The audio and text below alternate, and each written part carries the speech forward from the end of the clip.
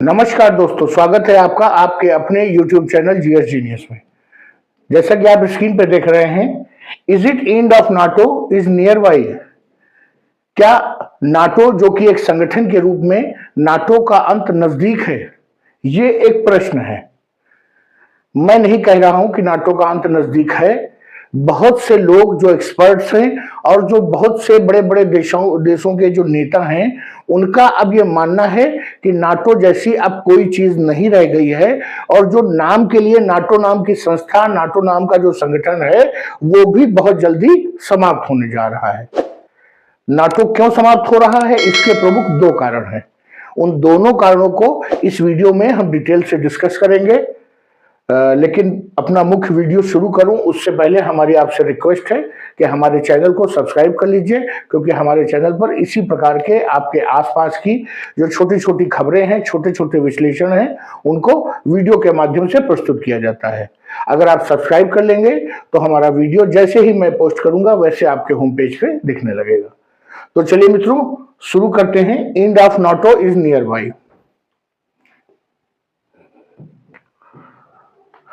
जो यूरोप के देश हैं, यूरोपियन यूनियन के देश, उन्होंने आज 6 मार्च बृहस्पतिवार अर्थात गुरुवार के दिन एक इमरजेंसी मीटिंग बुलाई और उन्होंने कहा कि उनको एक खतरा महसूस हो रहा है, भविष्य के प्रति एक खतरा महसूस हो रहा है। क्यों महसूस हो रहा है? कि जो डोनाल्ड ट्रंप के नेतृत्व में इस समय यूएसए की जो पॉलिसी है, उससे उन्हें खतरा महसूस हो रहा है। उनका मानना है कि आने वाले समय में अगर उनके ऊपर किसी भी प्रकार का इन्वेजन हुआ, किसी भी प्रकार का आक्रमण हुआ या उन्हें किसी भी प्रकार का खतरा हुआ, तो यूएसए उनको अकेला छोड़ देगा और साथ नहीं देगा। इस कारण से यूरोपियन यूनियन के देशों ने आपस में बैठक में बातचीत करने के लिए एक मीटिंग बुलाई थी। ये तो उन्होंने एक खतरा जाहिर किया। उनका मानना है कि अब उनको डोनाल्ड ट्रंप के नेतृत्व में जो यूएसए है, उससे अब नहीं लगता कि मौके पर वो उनकी हेल्प करेंगे। लेकिन बात कुछ और है। मीटिंग किसी और कारण से हुई है। जो इसमें मेन इशू था इस मीटिंग में, वो ये डिस्कस किया गया कि जो यूरोप के जो देश हैं, उनकी आगे आने वाले भविष्य में किस प्रकार उनकी सुरक्षा सुनिश्चित की जाए, क्योंकि अब उनको यूएसए पे भरोसा नहीं है, तो उन्हें खुद ही कुछ हाथ पैर मारने पड़ेंगे। इसके अलावा दूसरा मुद्दा यह था कि यूक्रेन को कैसे बचाया जाए रशिया के आक्रमण से, उस परिस्थिति में जब यूएसए ने सभी प्रकार की मिलिट्री और फाइनेंशियल एड्स रोक दी हैं, अर्थात यूएसए ने युद्ध से अपना हाथ खींच लिया है। उस परिस्थिति में अब यूक्रेन को रशिया की पिटाई से कैसे बचाया जाए, ये इन दो मुद्दों को लेकर के यूरोप के नेताओं ने गुरुवार के दिन अर्थात 6 मार्च को एक इमरजेंसी मीटिंग बुलाई। इसमें जो यूरोपियन कमीशन की प्रेसिडेंट हैं उर्सुला वॉन डेर लेyen, जो कि अभी कुछ दिन पहले मोदी जी से मिलने भारत भी आई थी, उन्होंने एक प्रपोजल दिया है, एक प्लान दिया है कि जितने भी यूरोपियन जो देश हैं उनको जो है उनके बजट में छूट दे देनी चाहिए। क्यों छूट दे देनी चाहिए? ऐसे देश जो अपने डिफेंस पे ज्यादा खर्च करना चाहते हैं, उनको छूट दे देनी चाहिए कि वो अधिक से अधिक खर्च करके अपनी मजबूती के लिए जो है हथियारों को खरीद लें। सभी देशों की आर्थिक स्थिति यूरोप में भी अच्छी नहीं है, लेकिन कुछ जो बड़ी बड़ी इकोनॉमी है, Germany, France, Belgium, Italy, UK, अगर वो चाहें तो बड़ी भारी मात्रा में हथियार खरीद सकते हैं। खरीद तो वो ऐसे भी सकते हैं अगर उनका पैसा है, लेकिन नहीं मित्र, नहीं खरीद सकते हैं। यूरोपियन यूनियन में कुछ शर्तें हैं, उन शर्तों के अनुसार सभी लोगों को एक बजट अलॉट है और कोई भी देश उसी बजट में जो धन है वो अपनी रक्षा जरूरतों पे खर्च करेगा। इसका कारण यह है कि अगर कोई एक देश बहुत ज्यादा रक्षा बजट पर खर्च करने लगेगा तो यूरोपियन यूनियन के जो उसके पड़ोसी देश हैं, दूसरे देश हैं, वो उससे खतरा महसूस करेंगे, उससे सशंकित हो जाएंगे। इस परिस्थिति में सभी देशों को उनकी अर्थव्यवस्था के हिसाब से, उनके जो इकोनॉमी है उसके हिसाब से एक बजट अलॉट किया गया है और सभी देश उसी में अपना जो है डिफेंस का खर्चा करते हैं। इससे अनावश्यक डिफेंस पर खर्च करने की होड़ नहीं मचती है और एक दूसरे से खतरा भी महसूस नहीं होता है। लेकिन अब जो आज की जरूरत है उसमें जरूरत है कि इस नियम पर ढील दिया जाए और जो बड़ी बड़ी यूरोप की इकोनॉमी है वो अपनी सुरक्षा जरूरतों के लिए भारी मात्रा में इन्वेस्टमेंट कर सकें, रिसर्च एंड डेवलपमेंट पर, मिलिट्री हार्डवेयर को खरीदने में, सूचना टेक्नोलॉजी के क्षेत्र में ज्यादा से ज्यादा इन्वेस्ट करें। वो जो इनका इन्वेस्टमेंट होगा वो न केवल उस देश की सुरक्षा के लिए जरूरी होगा बस, बल्कि आपस में मिलकर के वो यूरोपियन यूनियन की सुरक्षा को भी सुनिश्चित करेगा। ये जो है प्रपोजल, ये उर्सुला वॉन डेर लेyen ने उस मीटिंग में दिया। जिस प्रकार से पिछले 2 महीने में परिस्थितियां बदली है, 2 महीना क्यों कह रहे हैं, क्योंकि 20 जनवरी को आसपास लगभग जो है उन्होंने अपनी शपथ ली थी ट्रंप साहब ने और उसके बाद से अभी 2 महीने पूरे नहीं हुए हैं और परिस्थितियां बहुत तेजी से बदली और आज की डेट में वो यूरोपियन यूनियन जो दशकों से यूएस का सहयोगी देश था, उनके बीच में एक बहुत गहरी दरार आ चुकी है। जो वर्ल्ड वॉर 2 के बाद से कभी ऐसा लगा ही नहीं कि यूरोपियन यूनियन और मतलब यूरोप के देशों में और अमेरिका में कोई अंतर है। दोनों के स्वर हमेशा एक जैसे रहते थे। यूनाइटेड नेशंस में चाहे वोटिंग की बात हो, चाहे किसी देश के साथ अभी अफगानिस्तान में लड़ाई लड़ी, इराक में लड़ाई लड़ी, हमला अमेरिका ने किया था यूनाइटेड नेशंस का बहाना लेकर के, लेकिन वहां लड़ रहे थे फ्रांस के सैनिक, जर्मनी के सैनिक, बेल्जियम के सैनिक, लड़ ये सैनिक रहे थे। तो ऐसा लगता ही नहीं था कि अमेरिका और यूरोप में कोई अंतर है। और जो इन दोनों देशों, इन दोनों धड़ों के बीच में अर्थात अमेरिका और यूरोप के बीच में जो जो सहयोगात्मक संबंध थे, वही जो है पश्चिम की जो सुरक्षा है उसका जो है माइलस्टोन था, उसकी नींव थी कि दोनों एक दूसरे के सहयोग में खड़े थे, एक दूसरे की आवाज, एक दूसरे की ढाल बनकर खड़े थे। लेकिन जब से ट्रंप साहब आए हैं उन्होंने इस नींव के पत्थर को हिला दिया है। जो यूरोपियन लीडर्स के जो नेता है यूरोपियन यूनियन के, उनका मानना है कि उनके दरवाजे पर युद्ध खड़ा हुआ है और कभी भी जो रशिया की जो मिसाइल्स हैं वो यूरोप की तरफ रुख कर सकती हैं। ऐसी परिस्थिति में जो यूरोप, जो यूएस की जो पॉलिसी में चेंज आया है, ड्रास्टिक चेंज आया है, न केवल वो यूरोपियन यूनियन के नेताओं के विरोध में है बल्कि वो एक कदम और आगे बढ़कर पुतिन के साथ में है। ये सबसे बड़ा खतरा है। तो उनका कहना है कि इन परिस्थितियों में यूरोप को खुद अपना जो है जो रक्षा जो जरूरतें हैं, रक्षा से संबंधित जो कार्य हैं, वो खुद अब यूरोप को इंटरेस्ट लेना पड़ेगा। वो किसी दूसरे के भरोसे नहीं रह सकते हैं।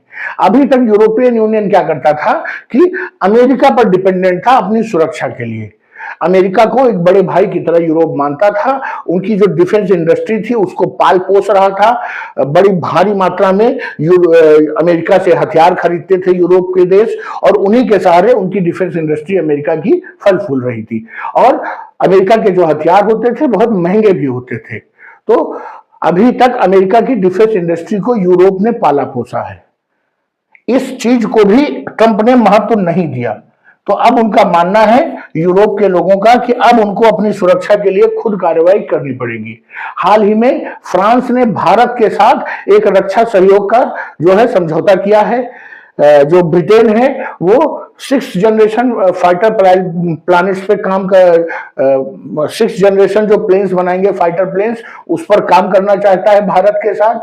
कई देश जो भारत की जो आर्टिलरी गन्स हैं उनको खरीदना चाहते हैं, उस पर काम करना चाहते हैं। और ये धीरे धीरे जो यूरोप का शिफ्ट है, आप समझ सकते हैं कि अमेरिका से वो नाराज हैं, अमेरिका पर अब वो विश्वास नहीं करेंगे।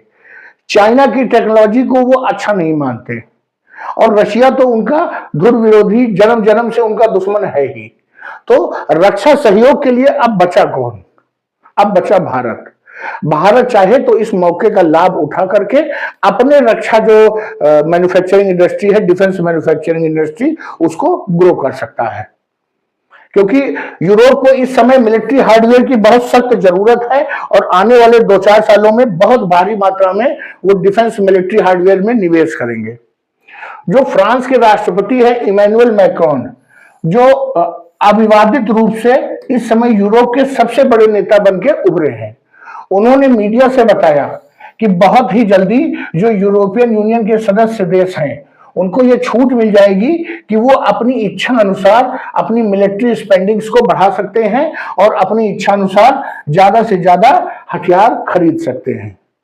उन्होंने कहा कि इसके अलावा एक ज्वाइंट फंडिंग की व्यवस्था की जाएगी और उस ज्वाइंट फंडिंग से क्या होगा कि जितने भी देश इस प्रकार की ज्वाइंट फंडिंग का जो लेंगे वो बहुत ही इनोवेटिव किस्म के हथियारों को डेवलप करेंगे और खरीदेंगे।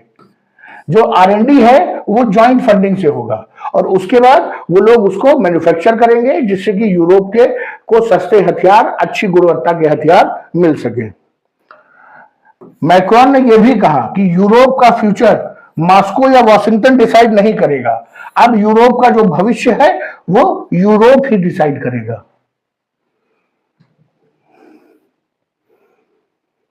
ये जो इनका प्रपोजल है, प्रस्ताव है जो वॉन डेर लेyen ने दिया है कि अब ज्यादा से ज्यादा जो है हथियार देश खरीद सकते हैं, ये बहुत ही बड़ा प्रश्न चिन्ह है इस पर, क्योंकि यूरोप के अधिकांश देश इस समय जो है बहुत ज्यादा ऋण से दबे हुए हैं और कुछ केवल बड़ी बड़ी इकोनॉमीज, जैसे मैंने आपने नाम लिया, मैंने यूके, फ्रांस, ये बेल्जियम, इटली, जर्मनी, केवल यही 4-5 देश ऐसे हैं जो अपनी डिफेंस जो खरीद है उस पर ज्यादा पैसा खर्च कर सकते हैं। इसलिए ये प्रपोजल भी इन बड़े देशों की ओर से ही आया है। छोटे देशों के पास केवल दूसरे की ओर अपनी रक्षा के लिए दूसरे पर निर्भर रहने के अलावा कोई दूसरा रास्ता है ही नहीं। कल तक वो यूएस पर निर्भर थे, आज से वो यूरोपियन यूनियन पर निर्भर हो जाएंगे। उन्होंने कहा कि जो वास्तव में इस समय जो सबसे बड़ी जरूरत है वो ये है कि जो मिस्टर जेलेंस्की, जो कि इस मीटिंग में भी मौजूद थे, उनको कैसे जो है अधिक से अधिक हथियार मुहैया कराए जाएं। तो यूरोपियन यूनियन के जिन नेताओं ने कहा कि जो इस समय एक वैक्यूम क्रिएट हुआ है, वैक्यूम क्यों क्रिएट हुआ है? क्योंकि अमेरिका ने यूक्रेन को की जाने वाली समस्त सैन्य सहायता बंद कर दी है, तो एक वैक्यूम बन गया है और उस वैक्यूम को अगर यूक्रेन की हेल्प करनी है तो उस वैक्यूम को यूरोपियन यूनियन को अपने हथियारों से भरना पड़ेगा। ये एक जो है सर्वसहमति से ये मुद्दा निकल करके आया है, जिससे कि यूक्रेन रूस को अपनी सीमा पर रोक सके और उसको यूरोप तक न आने दे। हर चीज में स्वार्थ है सबका, कोई ऐसे ही यूक्रेन की मदद नहीं कर रहा है। जो यूरोपियन यूनियन के जो सदस्य देश हैं वो इस समय बहुत भारी दुविधा में हैं और उनको 2 रास्तों में से किसी एक रास्ते को चुनना है। उनके पास सीमित संसाधन है, सीमित धन है, उन्हें चुनना है कि वो अपनी सिक्योरिटी पर खर्च करें या यूक्रेन की हेल्प पर अपना पैसा लगाएं। छोटे देश तो कम से कम इस दुविधा में है ही, और बड़े देशों के समक्ष भी यही प्रश्न है कि वो यूक्रेन की सुरक्षा को पहले प्रायोरिटी दें कि यूरोप की सुरक्षा को पहले प्रायोरिटी दें। चूंकि ये सारे डिसीजन एक मीटिंग में नहीं हो पाए हैं, इसलिए अगली मीटिंग जो है वो 20-21 मार्च को रखी गई है। उसमें ये निर्णय हो जाएगा कि कौन सा देश कितना जो है धन खर्च करने की स्थिति में है अपनी सुरक्षा के लिए। मित्रों, मैं वही पुराने प्रश्न पे जाता हूं कि आज स्थिति यहां तक आ गई है कि यूरोप के देश नाटो के अस्तित्व को, जो नाटो का जो नाम था वो आज तक यूरोप की रक्षा कर रहा था, अब वो उस नाटो के जो बहकावे में आने वाले नहीं है। यूरोप के देश ये समझ चुके हैं कि नाटो का बुलबुला फूट चुका है। पहला कारण तो ये नाटो समाप्त होने जा रहा है। अब आइए दूसरे कारण पे जाते हैं। जो डोनाल्ड ट्रंप हैं, उनकी जो प्रशासन की नीतियां हैं वो पूरी तरह से व्यापारिक नीतियां हैं। एक व्यापारी होने के नाते वो ये जानते हैं कि धन को 2 प्रकार से अपने पास खींचा जा सकता है। पहला तरीका है धन कमाया जाए। धन कमाने के लिए उन्होंने क्या किया? धन कमाने के लिए उन्होंने टैरिफ युद्ध शुरू किया, ट्रेड वार शुरू किया, जिससे कि उनके वहां जो यहाँ का जो सामान है यूएस का वो दूसरे देशों में बिक सके और वहां पर जो हाई टैरिफ लगाया जाता है वो अमेरिका के दबाव में आकर के टैरिफ डाउन कर दें और अमेरिका का जो बना हुआ जो सामान है, तैयार माल है, वो भारत, चीन, कनाडा, मैक्सिको इन सब देशों में धड़ल्ले से बिके और वहां से आए हो। इसके अतिरिक्त व्यापारी होने के नाते वो एक चीज और जानते हैं कि दूसरे तरीके से भी धन बुलाया जा सकता है, वो है कॉस्ट कटिंग। कॉस्ट कटिंग किसमें कर रहे हैं? वो जो पूरे जो डब्ल्यूएचओ को जो हेल्प कर रहे थे उसमें उन्होंने कॉस्ट कटिंग कर दी। उन्होंने कहा कि भैया हम डब्ल्यूएचओ को नहीं जानते, डब्ल्यूएचओ की हेल्प हम नहीं करेंगे। उन्होंने यूएसएड नाम से जो संस्था थी उसको रोक दिया। उन्होंने बहुत सारी जो जॉब्स हैं वो उनको कटिंग कर दी। बड़े बड़े पोस्टों पे जो लोग थे उनको फायर कर दिया। तो वो कॉस्ट कटिंग पर भी आए हुए हैं और एक बहुत बड़ा पैसा जो है, बहुत बड़ा अमाउंट यूएस नाटो देशों की सुरक्षा पे भी खर्च करता था, उसको भी उन्होंने कॉस्ट कटिंग में कंसीडर कर लिया है। अब वो नाटो की सुरक्षा पे पैसा नहीं खर्च करेंगे। तो मित्रों, जैसे ही वो ये कहेंगे कि अब हम नहीं खर्च करेंगे, नाटो अपने आप समाप्त हो जाएगा। तो मित्रों, ये दो कारण थे कि विशेषज्ञों का मानना है कि नाटो एज ए ऑर्गेनाइजेशन अब फेल हो चुका है और अगर अभी उसकी थोड़ी बहुत सांसें चल भी रही हैं तो अगले 2-4 महीने में वो सांसें भी उखड़ने वाली हैं। तो चलिए मित्रों, ये था नाटो के ऊपर हमारा एक विश्लेषण। अगर आपको ये विश्लेषण अच्छा लगा हो तो वीडियो को लाइक करिए, चैनल को सब्सक्राइब करिए। धन्यवाद मित्रों।